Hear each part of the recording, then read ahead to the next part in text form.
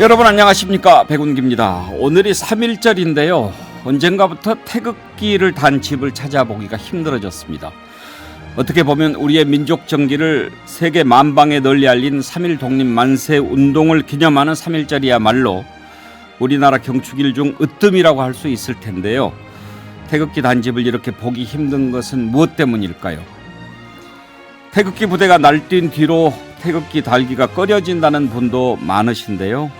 우리나라는 유감스럽게도 무언가 결정적인 대목에서 길을 잘못 들어선 게 아닌가 싶습니다. 그 지긋지긋한 지역 감정의 망령이 채 사라지기도 전에 지금은 이념, 진영, 세대 간의 골이 너무나 깊어졌습니다. 국민을 하나로 만들기 위한 노력을 해야 할 정치권을 비판하지 않을 수 없습니다. 무거운 마음으로 3.1절 아침을 맞습니다. 백운기의 시사 1번지 출발합니다. 3월의 첫날 함께 하실 네 분 패널 소개하겠습니다. 박지정 민주연구원 부원장, 김철근 전 국민의힘 당대표 정무실장, 장윤미 변호사, 신인규 국민의힘 전 상근 부대변인 나오셨습니다. 어서 오십시오. 네, 안녕하세요. 반갑습니다. 오늘 3.1절 휴일인데도 우리 애청자님들 벌써 많이 들어와 계십니다. 여러분들이 만들어가고 있습니다. 유튜브 실시간 댓글 그리고 문자 메시지 샵 2315로 의견 보내주시면 저희가 소개해드리고 준비한 선물 드립니다. 전지현 씨 BHC 치킨 쿠폰, 자연주의 화장품 글래무어 클렌징 폼 준비해 놓았습니다. 구독자 20만 눈앞에 두고 있는데요. 20만 구독자 달성 이벤트로 크루즈 선도 여행사 롯데관광에서 제공하는 400만 원 상당의 2인 크루즈 상품권 드립니다. 6월 12일 출발하는 상품인데요. 6월 12일 전에 있으면 되겠죠. 뭐. 네. 오늘 김철근 실장 또 신인규 변호사 나오셨으니까 국민의힘 전당대회 살짝 들여다볼까요? 이제 딱 일주일 남았는데. 네, 그렇습니다. 어젠 대구에서 합동연설을 했죠. 네, 예. 이제 일정이 뭐만 남았어요? 토론 한 번 남고. 토론 한 번 남고 서울, 경기, 인천 합동연설에 남고요. 그다음에 예. 당일날 전당대회 때 연설하고 직접 투표하는. 그다음 윤 대통령도 전당대회 오신다고 하는 그 일정만 국민의힘 남았습니다. 당원은 TK하고 수도권하고 어디가 더 많아요? TK가 21% 정도 되고요. 예. 수도권이 37% 정도. 수도권 역시 예. 최대 승부처가 되겠군요. 그렇습니다. 예. 지금 판세가 좀 어떻습니까? 판세는 일단 거의 확인 다 동의하는 건 1차에 끝나기는 어렵다. 네. 예. 그다음에 울산 땅으로 상당히 흔들리긴 했지만 1위는 뭐 김기현 후보인 것 같다. 그렇지만 2위는 실버 크로스가 일어난 것 같다. 그러니까 천하람 후보가 2등으로 치고 기세상 2위로 치고 올라온 것 같고 안철수 후보가 상당히 많이 흔들리는 것 같다. 그리고 생각보다 황교안 후보가 득표율이 상당히 높을 거다.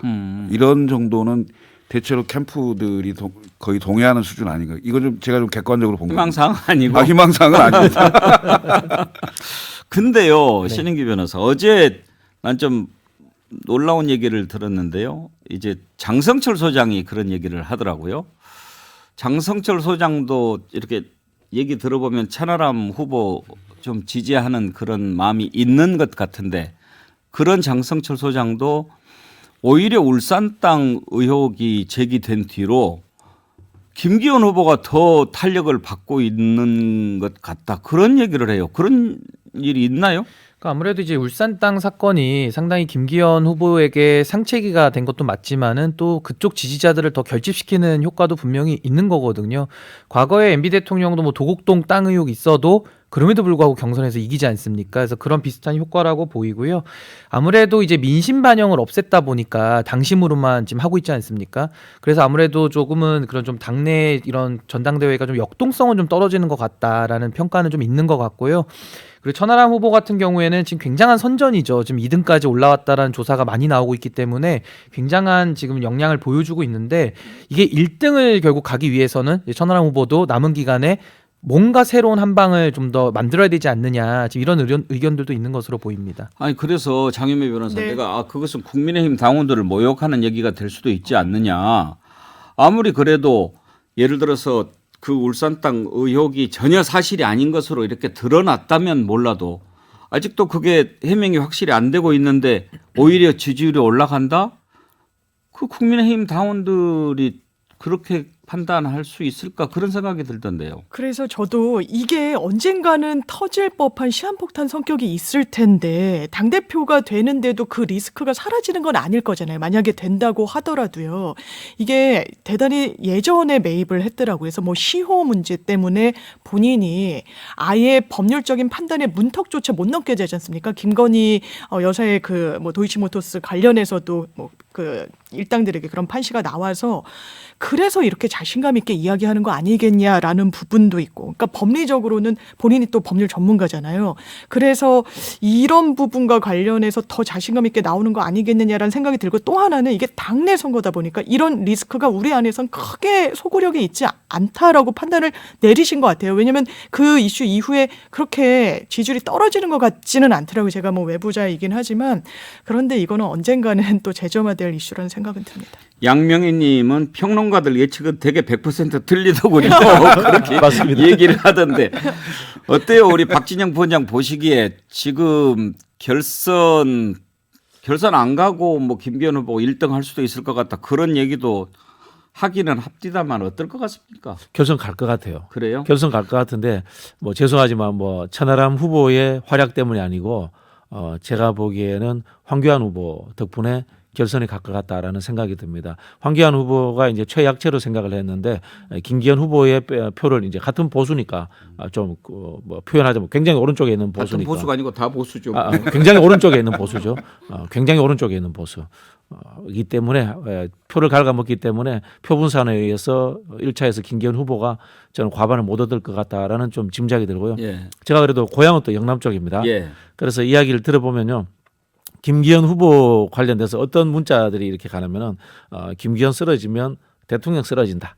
이런 문자들이 돌고 있습니다. 그래 금방 말씀하신 이 장성철 소장이 우려했던 작용과 반작용의 문제는 김기현 후보에 대한 우려보다는 윤석열 정권을 우려하는 영남 보수층들 이런 분들이 김기현 후보 쪽으로 좀 더 이동하는 것이 아닌가 그렇게 보여지네요. 저도 한 말씀만 보태자면은 결국은 김기현 후보가 울산 땅 의혹에 대해서 이렇게 휘청거리는 모습은 아닙니다만은 결국 이렇게 다자구도에서 과반을 넘기기 위해서는 본인이 뭔가 한 방을 보여줘야 됩니다. 근데 제가 봤을 때 김기현 후보는 뭐 보여준 게 없어요. 항상 다른 후보들한테 업혀가는 느낌만 원고지는 보이고 있어서. 보여줍니다.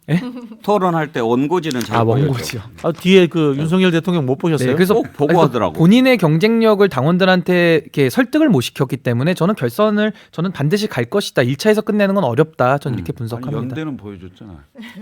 김장연대, 김나연대, 김조연대, 또 김윤연대까지 한동만요. 근데 사실은 그 당 대표가 된다는 게 가장 결정적인 건 총선을 앞두고 있고 지방선거를 앞두고 있거나 대선을 앞두고 있으면 그 선거에 이길 수 있는 역할을 할 수 있는 사람이냐 아니냐거든요. 결정적인 그겁니다.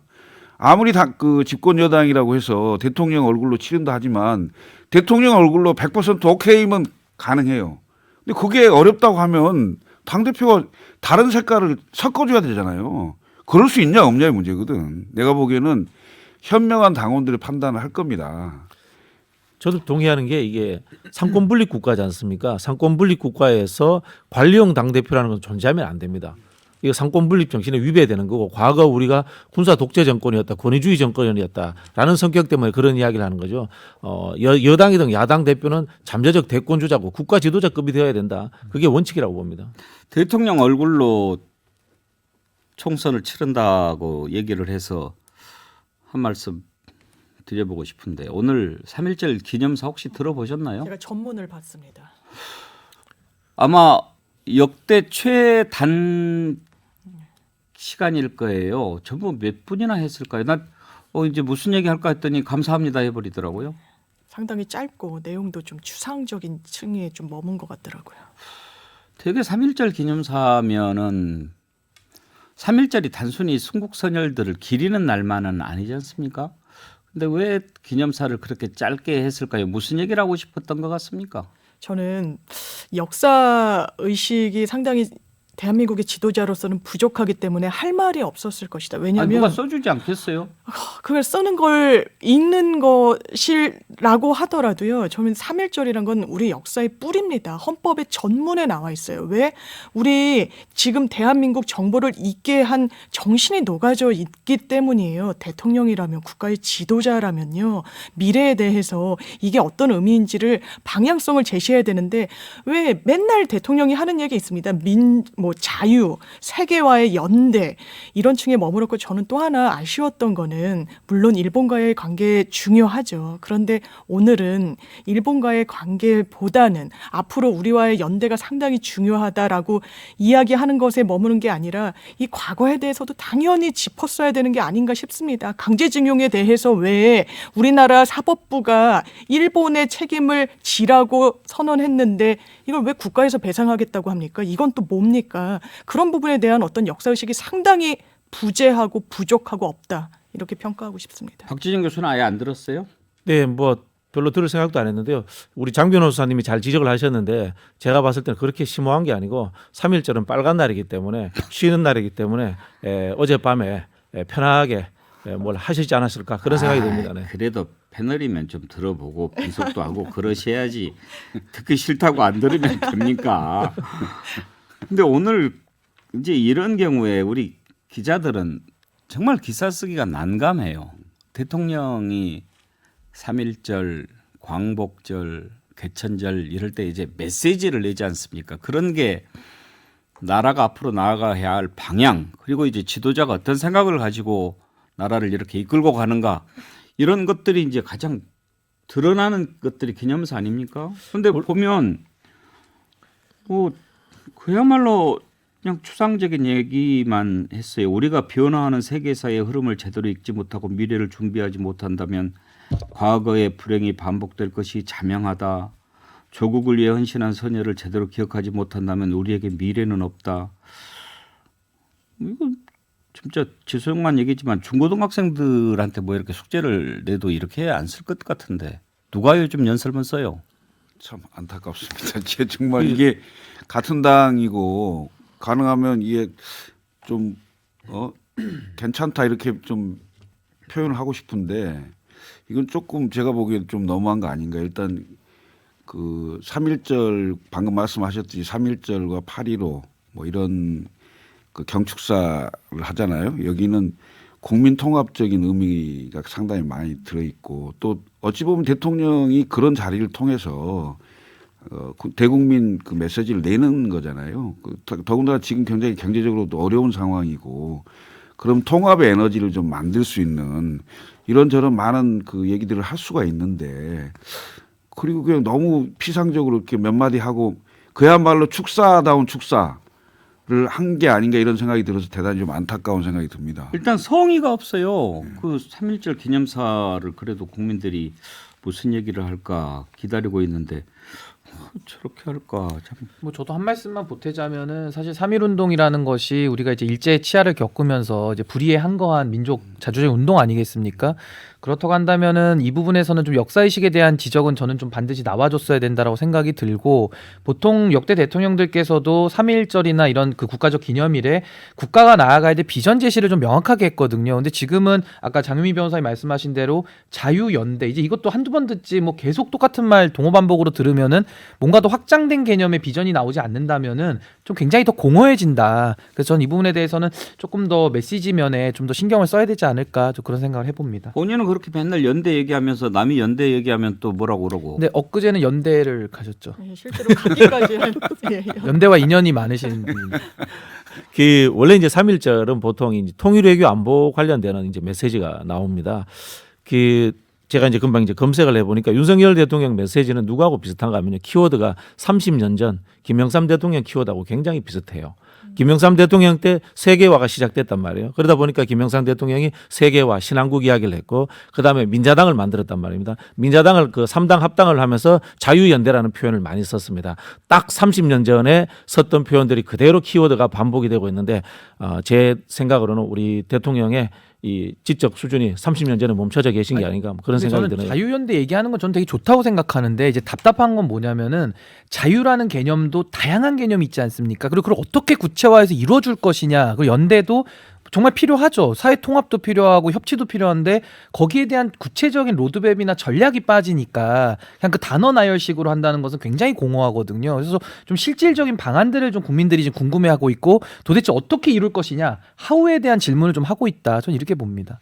하긴 뭐 애매한 단어일수록 해석이 필요한데 결국 박근혜 정부 때도 창조경제 4년 동안 무슨 뜻인지 모르고 끝나기는 했어요. 그래도 연설문이라고 하는 건 역사인데 대통령의 연설문을 쓰는 사람들이 있을 거 아니에요? 그걸 이렇게 보고 대통령이 막 고치는가 그런 생각도 들고 다만 오늘 기념사에서 이제 뉴스거리가 된다고 하면 일본에 대해서 과거 군국주의 침략자에서 협력 파트너로 변했다 이런 얘기를 했어요. 이게 이제 지금 대통령의 또 한미일 협력을 강조하고 그게 전하고 싶은 메시지라고 한다면 그건 좀 별개의 문제로 따져봐야 돼요. 장윤미 변호사. 네, 그렇습니다. 이게 저는 그러니까 일본과의 관계를 상당히 중요하게 여기죠. 마치 전 정부에서 일본과의 관계를 굉장히 망쳐놓다는 식으로 접근을 하는데요. 팩트는 그렇지는 않습니다. 일본이 그냥 갑자기 우리에게 굉장히 필요한 반도체 소재 수출을 막 금지하고 이건 사실상 보복성이라고 봐야 되고요. 과거에 대해서 반성 한번 제대로 했습니까? 그런 부분에 대해서 왜 대통령이 국가 지도자가 우리나라의 얼굴이 왜 말 한마디를 못합니까? 그걸 말하는 게 일본과의 어떤 연대를 해치는 거라고 저는 생각하지 않습니다. 더 건강한 관계를 형성하기 위한 최소한의 전제 조건이라고 생각해요. 역사의 매듭을 푸는 것은. 그런데 왜 눈 감고 그런 사실이 마치 없는 것처럼 그 역사를 덮으려고 합니까? 저는 더더군다나 3.1절 기념사에 일본과의 미래 관계만을 적시한 건 상당히 아쉽습니다. 예, 참 아쉬운 기념사였습니다. 프리티 데일리님 차라리 챗봇 하지. 챗GPT가 해도 저는 이것보다 더 잘 썼습니다. 그런데 그 협력 파트너라는 단어를 사용한 건 잘하신 거죠. 왜냐하면 세상이 바뀌었고 과거에 얽매여서 미래로 나갈 수 없다면 그건 대단히 문제가 있는 거고요. 이게 지금 민주당과 국민의힘이 마치 친일과 종북 프레임을 서로 씌우는 거 비슷한 건데 국민의힘이 하면 친일 비슷하게 얘기를 하고 민주당이 얘기하면 종북이라고 몰고 이 프레임을 서로 깨야 돼요. 그래야 합리적인 그 대안을 만들 수가 있는 거죠. 근데 서로 모르는 상황이 지금도 바로 나오잖아요. 네, 제가 다른 이야기를 드리는 게 뭔가 하면은 역대 어떤 보수 정권도 미국을 끼우지 않고 일본을 이야기한 적이 없습니다. 미국을 거쳐서 일본을 이야기하지요. 일본을 단독으로 이야기한 정부는 아무도 없었습니다. 제가 우리 집에 대통령 연설문을 다 가지고 있습니다. 역대 대통령 연설문을 다 가지고 있는데요. 박근혜 대통령과 이명박 대통령조차도 일본을 직접 거명해서 협력적 관계를 이야기한 적이 없습니다. 그래서 저희가 의심이 되는 게 이거예요. 미국이 한국에게 늘 압박을 합니다. 일본과 친하게 지내라는 압박을 합니다. 그 압박을 우리 이제 한미 동맹에 기조하여서 그 압박을 받아들일 수밖에 없으니까 일본과의 우호 관계를 정진한다라고 그런 가정을 하는데 지금 이 정부에 있어서는 정권 핵심부에 식민지 근대화론자가 있는 게 아닌가라는 의심을 하는 거예요. 그러다 보니까 지금 미국을 이야기하지 않고 바로 일본으로 가는 메시지들이 나오는 겁니다. 이건 굉장히 위험한 거예요. 예, 연설문은 짧은데 우리 얘기가 더 길어졌네요. 오늘 이 내용 좀 짚어봅시다. 정순신 국가수사본부장 하루 만에 물러났는데 자 그러면 누군가가 책임을 져야 되잖아요. 근데 아무도 책임을 안 집니다. 추천은 경찰청장이 했다고 하고 법무부에서 인사검증 지난번에 가져가지 않았습니까? 인사정보관리단 출범했는데 그때 다들 기억하실 거예요. 인사정보관리단 왜 법무부가 가져가냐. 한동훈 장관 아주 크게 얘기했어요. 잘못하면은 내가 책임지겠다. 그런 얘기를 했습니다. 지난해 7월 28일 국회 법사위에 출석해서 나중에 임명이 있고 소위 잘못됐을 때 제가 이 사람이 잘못한 겁니다라고 말할 수 있는 것도 아니다. 제가 오롯이 욕을 먹어야 하는 상황이고 더 심할 경우 국민적 지탄이 커지면 제가 책임져야 할 상황도 생기지 않겠나. 이렇게 얘기를 했는데 이번에 이런 일이 터졌습니다. 그래서 기자들이 책임져야 된다고 얘기하지 않았어요? 이렇게 물어보니까 뭐라고 대답했는지 한번 들어보시겠습니까? 민주당에서 인사검증 관련해서 장관님한테 책임을 좀 져야 된다 이렇게 주장을. 인사검증의 뭐 1차적인 객관적인 검증 그것이 인사검증단의 인사정보관리단에 있고 또 다른 기관에서도 관련하지만 그 상관이 저희니까 제가 책임감을 느끼는 것은 맞습니다.